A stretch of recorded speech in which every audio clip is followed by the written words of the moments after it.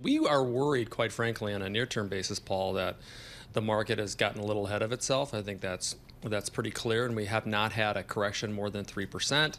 And we need, in the second year of this cyclical bull market, remember, our call has been resolute since 2010 that stocks entered a secular bull market.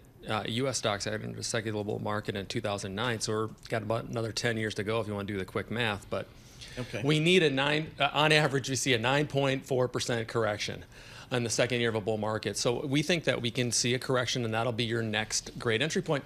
And oh, by the way, from a sentiment perspective, everybody and their mother, brother, sister, cousin, uncle is bullish. Everybody. And the bears are getting kicked down to the ground, and that's okay, by the way.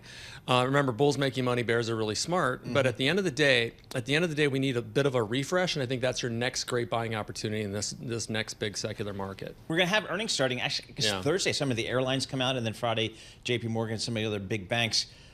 What are you looking for? What do you think this market has to see in this earnings cycle?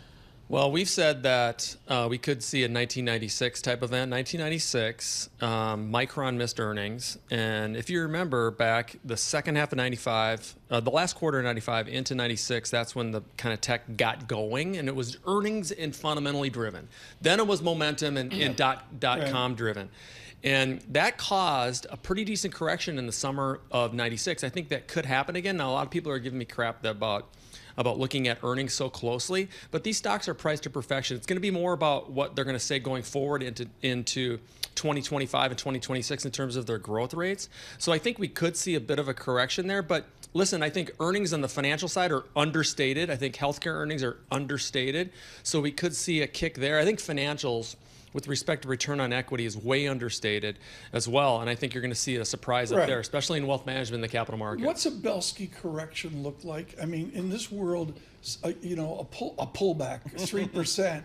Baloney, a correction's 10%, right? Yeah, we need a healthy type thing that will scare people. I think anything over 5 to 6 will start to scare people. And then you'll have a little bit of capitulation, let's call it, in this type of bull market. Some sweat, 2 p.m. in the afternoon. Let's feel some pain. VIX goes out to 25 or 30. The good old days. The good old days. We don't want people to lose money, let's be clear. We don't like it when people lose money, but we do like it when we see a little bit of air come out of this. And that's, I think, that needs to happen. Single best idea, stock, go.